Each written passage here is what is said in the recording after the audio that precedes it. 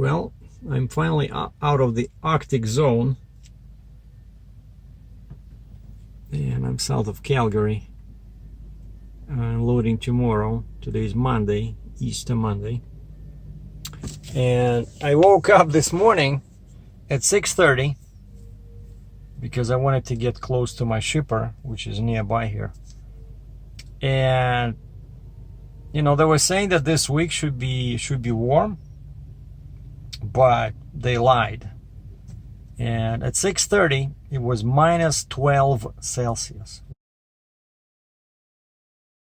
Minus 12, which for our Florida fans means it's 10F, 10. So basically, diesel fuel can gel up. Like, what kind of April is this, you know? And as I was driving down there, I called my buddy Rob, the freight broker, who lives in Edmonton, even far to the north. And I said, Rob, I demand an explanation. April 13th, Easter Monday.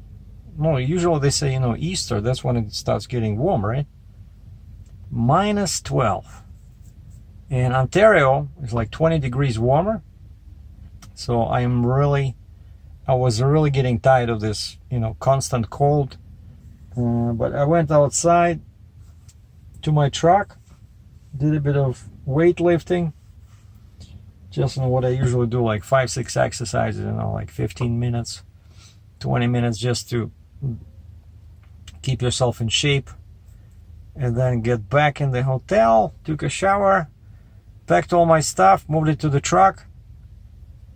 And my plan was to get the fuel, because over there it was 0.94 Canadian per liter. And I was backed, like last time I was at that hotel, I was able to just go straight with the trailer. And okay, 0.94 times 3.78. So it's 3.55 per gallon Canadian, but the times 0.71, so it's 252 US, 2.52 US per gallon, which is pretty decent, you know. And I might still get a slight sales tax back, so yeah, it's a pretty good price. But except that it's a very small truck stop, you know, pumps are slow. But anyway, so I warmed up the truck, checked everything is cool. Drained a little bit of fuel from the bottom of my water separator, because this past 2 weeks, right, the truck was pretty much sitting and it was actually pretty cold. But the local fuel is pretty good. Like, I know local guys don't use any additives even in winter.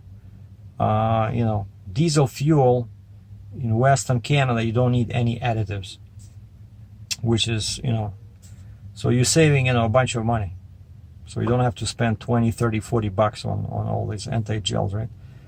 But as soon as I was, you know, trying to figure out, okay, which way, how did I go last time? Because, you know, with the trailer you have to swing really hard to get to that pump, but there's a big space between the pump and the gas station building. But right next door to my left, there was that A&W burger place where I was which I was living off. I had a couple of burgers in there. Like, I like the burgers, you know, like much better than like McDonald's. Like, the meat is so much better. The actual patties are thicker. And in a couple of places, like I mentioned, this they are serving bison meat. It's super tasty. But these guys didn't have it anyway. Now I'm talking about this and I already feel hungry. But as soon as I was fixing to go, as they say in Alabama, two guys with a pickup truck with a trailer and then a straight truck, like a 5-ton truck full of hay, pulled right into the space between the A&W and the gas station, which I need that space to go around, to swing and go towards the pump. Son of a gun. And I see some two old guys, they slowly walk, get out of the truck, and they walk to the burger place. They order burgers and then they sit, and I'm thinking, this is gonna take forever, right? depending on how many teeth you have left, you know, and how old they are. But so I waited 5 minutes, they're not moving, so I dropped the trailer, kept the neck, and just with the neck went in there, and I started the pump. And again, it's minus 12, 10F, right? And I see the liters and the sands for some reason like move very, very slowly, you know, like barely moving. Like, what the heck? I lift the handle, and it's just like a trickle of diesel. And the guy asked me how much you want, and I said I want, oh, check this out, that's a cool looking Peterbilt, but it's too far. It's too far. It's a day cab, 3 axles in the back, so that means that it's a tri-drive, because in Alberta you cannot have 3 axles unless it's a tri-drive. And he has a scissor lift RGN with 3 axles, and he has ramps. Like all local guys, they have ramps in the back because, you know, especially, oh, actually no, it's not a day cab. He has like a 36-inch sleeper. But scissor neck means that each time he has to disconnect entirely from the trailer, and then the neck goes straight down. And of course he prefers to use ramps in the back, you know. So that's what a lot of these guys are doing. They just drive equipment over the rear. And so I'm thinking, and I asked for $200, which was like 210 liters, maybe 50 gallons, you know. And I'm thinking, I'm gonna be here like for the rest of the day, you know, because it's trickling. I don't want to move to another pump, but I thought, okay, maybe it's because the pumps are frozen, you know, because I was probably like the first guy in there with the diesel. Most guys buy gas, and it was only like 7 o'clock in the morning. And sure enough, after like 10-15 minutes, for some reason my that stopper thing, you know, that lever clicked, like the flow stopped, and I'm like, what's happening? And I restarted it, and right away it started, you know, like probably 10 times faster. And I finished fueling in no time. And of course, as soon as I was done, the hay guys left. So I back to my trailer, and I went to Walmart, because from that gasoline alley, it's kind of like you still have to go north a couple of blocks to turn around, because it's a part of that is a one-way road. And I thought, hey, I'll go to Walmart. It's like 3 kilometers, 2 miles, you know, and I know where to park like last time. And so I did the same thing, went straight into the big shopping area, went around the Walmart, parked on the side, just in front of just past the pickup. Like there's a parking there for people that order online, right? And then it says parking for pickup only. So I pulled forward of that, so not in the way, and I'm right next to Walmart.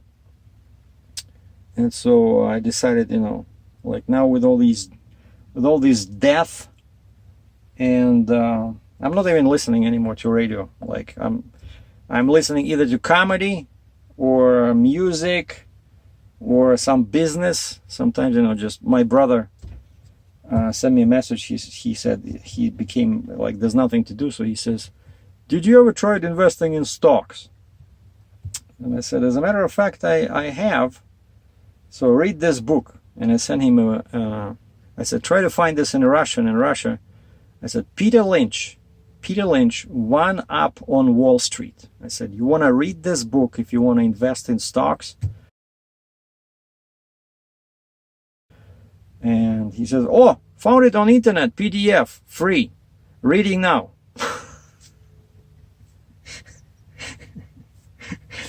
You know, these pirates, right? They a lot of this stuff, like we have to pay here, like over there in Russia, China, they have everything is free, already translated, you know. Or maybe it's because copyright, maybe because the copyright, no, but I don't think it's been 50 years. He just wrote that book maybe, I don't know, in 80s, in 91, 92, something like that. But a great book, you know, very interesting, like very makes you emotional, you know, makes you go out and buy some stocks, you know.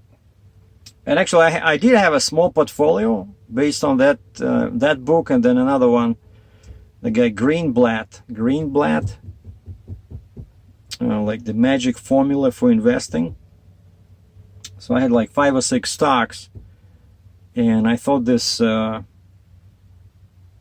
this would work, but I think I made like maybe $200-300, and then I had to sell it because I needed money for the Jeep. So I think when you have a business, it's always much better to invest into your own business as opposed to other people's business. Because I know my business, I don't know, like I buy a stock of somebody, I think they're good, and then I see the stock price goes down, right? So in my case, I buy a Jeep, I buy a Stinger, I know I can make more money, right? So I'm investing in my business, and then I can sell this stuff for a lot of money, like the trailer with the Jeep, with the neck, with the Stinger. So now it's much more valuable than just the trailer, right? But maybe if I have too much money, you know, then I still have my account, you know, like my, he says over there in Russia now they allow them to all individuals can buy stocks, you know, directly from the exchange, birja in Russian, birja. And he says he can buy American stocks, Russian stocks. And he says, did you ever did this? And I said, hey, I have accounts. I said, with my bank, I can go and I buy any kind of stock, you know, anywhere in the world through my bank. It's all set up. Like I have this direct investing thing. But it's pretty interesting. I think, yeah, when you're sitting at home, nothing to do, you know, I think I want to find this book, read it again, because I had it, but then I was moving and I lost it somewhere. But that was a pretty, you know, this Lynch guy, he's a genius. He used to run a big mutual fund.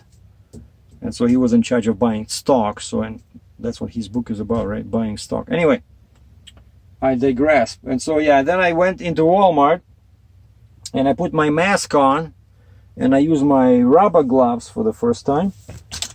And actually, like, they were a bit difficult to get out of the box, but I didn't tear them up. You know, I put them on because I didn't want to touch the shopping cart.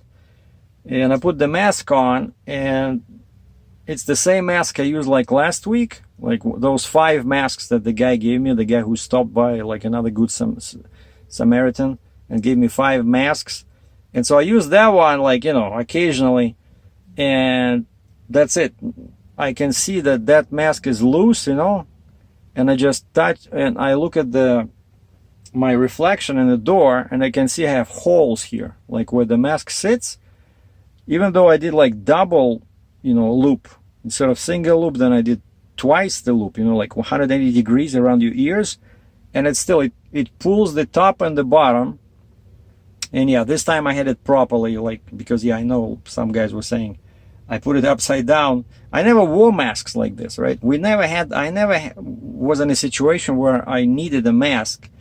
I wore a gas mask, like an army gas mask, when we were training in the army. And at high school, we had a military class, you know, like army class, army training. But those were awful. I remember, like, the glass starts fogging up, and they say, okay, try to disassemble this Kalashnikov AK-47, you know, and you have to do it in that gas mask. Gee, it was awful. You cannot see anything, you know, like everything is fogging up. And so that's my only experience with masks, quote unquote, right? And so, yeah, that one I put upside down. So now I know, okay, this part, the little metal part in there goes over your nose, and still there's like holes like this on each cheek. But I didn't want to touch it because I saw that only after I grabbed the shopping cart. And I know I look ridiculous, and I go inside. There's about, I saw probably, I don't know, 60, 70 people. Only 5 of them were wearing masks. But each clerk, you know, where you pay for your goodies when you're done, they install the plexiglass, you know, cover. So, which is good. And there's a distance, there's lines on the floor, how far people stand. It's like 2 meters, 6 feet, right? But now they were saying on the radio that actually that's not enough, that now they know that the virus can fly 14 feet. And anyway, then I called, I remember that I found a small, oh, let me just show you. So what I bought, so I bought some apples in here, bought some apples, bananas, cabbage. I like this cabbage, you know, just straight cabbage. You can just drive and, you know, eat the leaves. I got some celery, I got some fruit. I already ate a bunch. Some radish.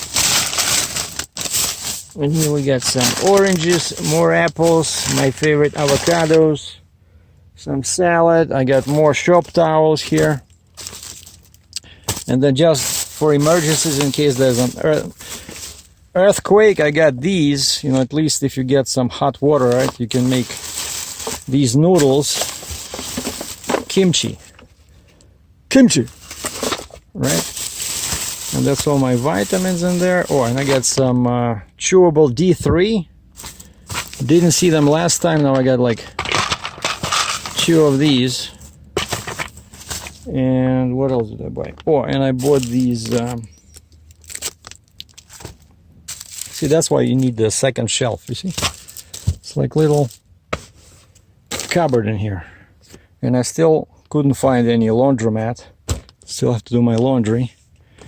So yeah, I bought these because a friend of mine from Pennsylvania said he's instead of this one, because I mentioned this, right? This one is too slippery. It just it does not want to stay on your face, and it's hard to breathe through. It's too thick, and you need cotton. And so a friend of mine said, you know, he bought these baby blankets at somewhere, right? And he posted a picture. And so I went inside this Walmart. I said, guys, do you have any bandanas anywhere? And they said, oh no, I don't remember the last time we had bandanas. I said, okay, how about like some kind of small towels or something? And so I found these. These were actually in the baby compartment. You see, it's like, it's pretty big, but you can fold it, because of course, you know, you have to fold it like this. So yeah, it's like a baby blanket, right, for a small baby. And I know I'm not small, but I think it's not against the law to wear this, you know, so kind of like this, you know, just because there's a lot of material in the back. You can tie it down and just put your coat in here. And then I got yeah, so I use one. So one I threw it out because that one was useless. I used the other one today. And there's 1, 2, 3, 4, 5, 6. Wait, I thought he gave me 5. So he gave me 7. And I also bought. Then I went into like because they didn't have bandanas, right? So I went into like a kitchen department, you know, where they have these towels. And I look at the size and the material, and it says cotton 100%. And look at this. It's like a little towel, but oh, it's not that little actually. But you know, it's square and it's perfect, you know. So, and this is real cotton, and so you can double fold it, you know, like a kerchief, like they use in Russia, you know, like this. But probably that would not help too much with the virus, you know. So yeah, I like this, you know. And I like that it's so long, so I can tie it down in the back, you know. Just do a couple of knots in here. So yeah, I like this. So there you go. This is actually better than the baby blanket. That one is a bit too big. So yeah, so that's what basically I recommend.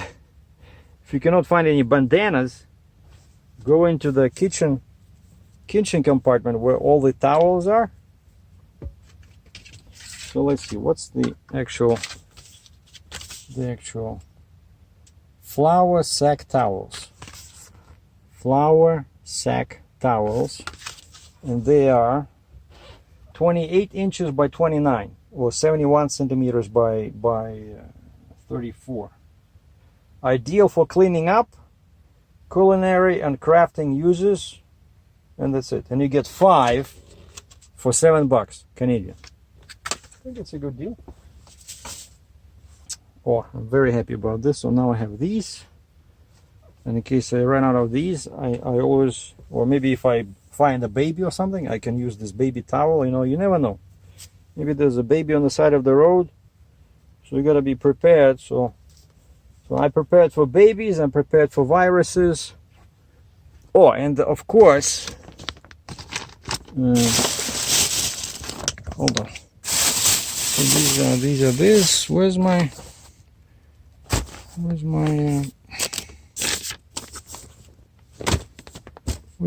filter? Because I tore this, and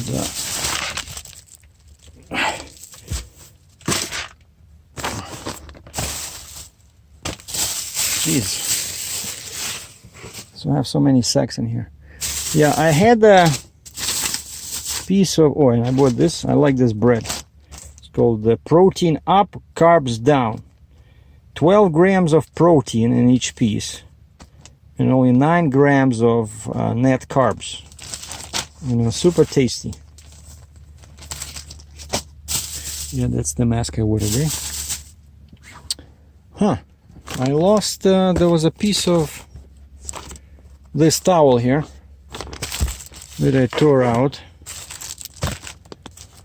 And basically, yeah, the plan is not just have this, but take a piece of this and use it as a filter over your mouth, and then put that bandana, homemade bandana, over it, you know?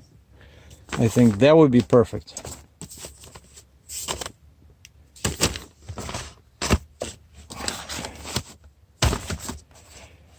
All right, what else did I do today? And then after that, I drove. I drove 2 hours to Flying J in Calgary, because I got fuel, but I didn't want to buy that expensive DEF, you know, in jugs. It's too much, and so I needed a gas station where they sell DEF, like bulk at the pump, and that the Flying J had that. It was like 89 cents per liter, and that's it. And then I just drove down here. So I'm right next to my shipper. Lots of room, except actually this is like a scale. But you know, one of those scales that they open only when they want to. And you can see mountains, like I can see mountains in the distance. You know, super nice. And finally it's much warmer. Okay, let's see how much we have. Well, actually, yeah, it's not gonna be, oh, +8. Give me a break. It's not +8, it's probably +3. But yeah, when the truck sits under the sunlight, it always shows wrong temperature.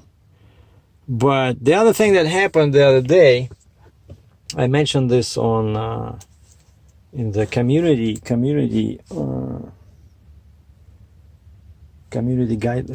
comments in there, that I found another small crack. Remember how I had that issue with unlocking the pin on the neck and moving that bar, that lever?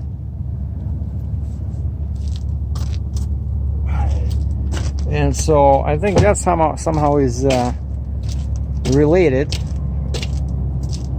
right? So this lever didn't want to go, right? And this thing was, we could not open even with a huge crowbar. We see now it's moving, everything is cool. I can open it, I can close it, and yeah, I sprayed some oil in there to make it I'm gonna probably put some grease in there, but so we had this tiny baby crack over here that happened a while ago. I don't know if you can see, but there's like a bar in there. See that bar? Right? And right on top, like the weld, where it's welded, the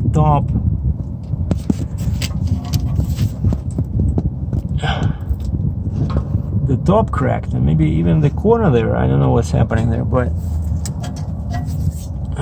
I emailed this picture to Fontaine, and they said, "Oh, that looks serious. Did you see any other cracks?" But no, that's like inside over there, right? See? So it's the ramp, the trailer. So I'm not sure what that piece is doing there.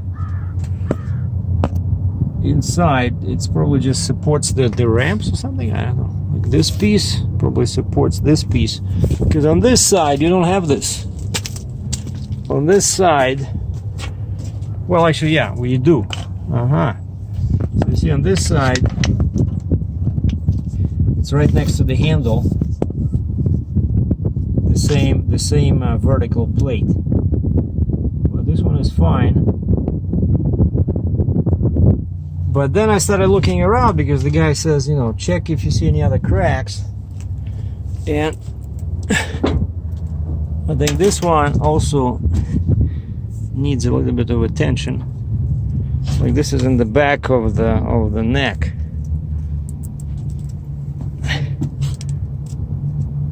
I don't think it's cracked. It's just probably like a bad weld, you know. Like it, I would want to put something in here. But then, see, I didn't see anything anywhere like some major serious stuff. But then I started looking over here, and I see this. You guys seeing what I'm seeing? See this? So this is that big pin, right? The whole trailer sits under these big hooks, right? And there's this humongous pin, probably 4 inches in diameter, like round. It goes across, right? So it's locked in here, and it's locked in there. See, like this pin, right?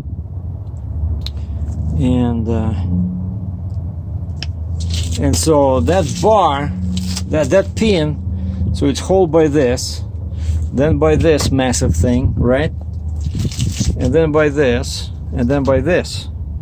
So that pin cannot fall out. But this part is just kind of like a lip, you see, so it's non-critical, and it just has a crack in here. And it's all welded. You can see that this piece was welded on top of this. So I see a weld, so the weld did not break, but the whole thing just cracked in here. And but everything else, I checked underneath, everything is good, nothing anywhere, you know. And then I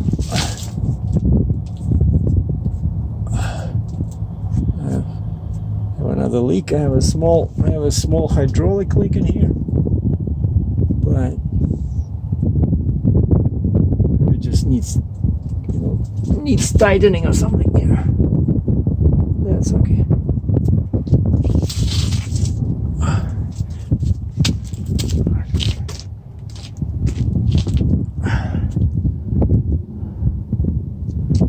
Oh yeah, one guy was telling me, he says, I was thinking that this thing is leaking, and he says, check this out. You see this? He says, that's your neck. There's some remaining oil. And you see, and this just drips on this. And he was right. So there's some remaining oil in here, because this neck, right, when you flip it, the PTO goes through here. So everything is rusted. Like the trailer is like 2 years old. Everything is rusted already.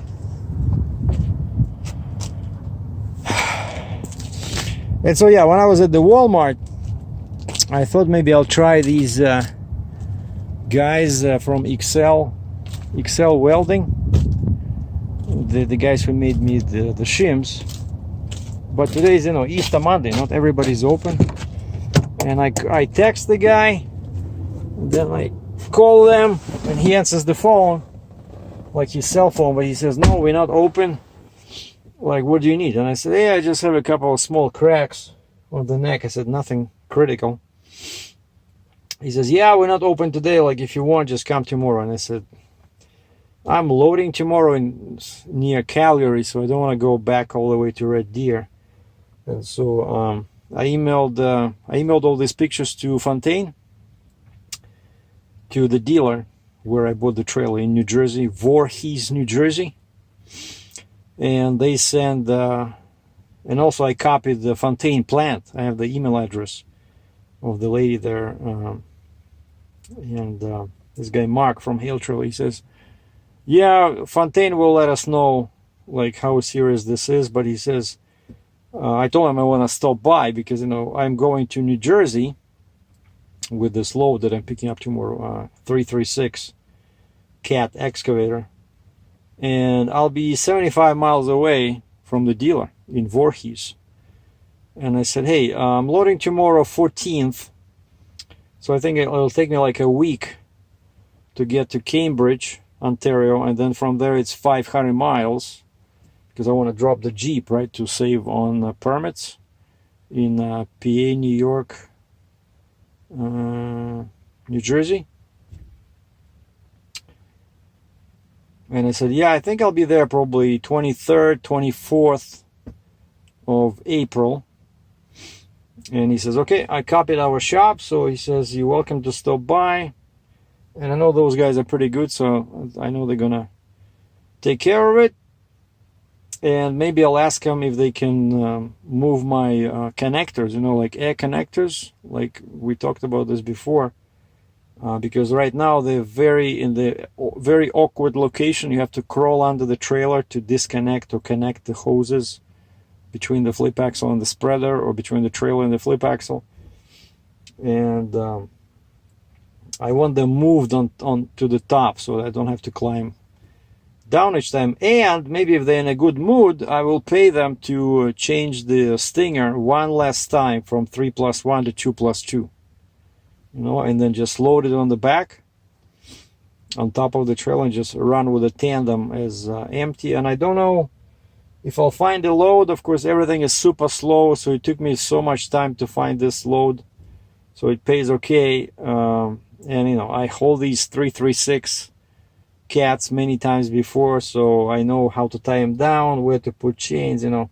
It's good when you're dealing with a familiar machine, right? Not something new. And the weight is going to be about 82,000 pounds. But I still need to put the Jeep down because otherwise I don't have space on the deck, right?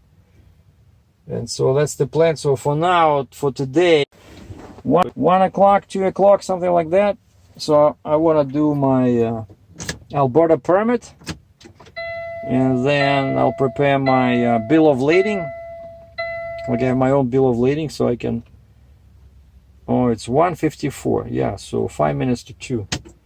And then I'm gonna make up my own bill of lading and print out 3 copies so I can leave the shipper 1 copy so they know it has my truck info, you know, my phone number, my email, everything, right? So if they want to track me, they can track me. They can find me, I mean. So that's it. That's the Easter Monday update. Happy holidays, everybody. Stay safe. And I'll do another video tomorrow when I'm loading or after I'm loaded. Take care.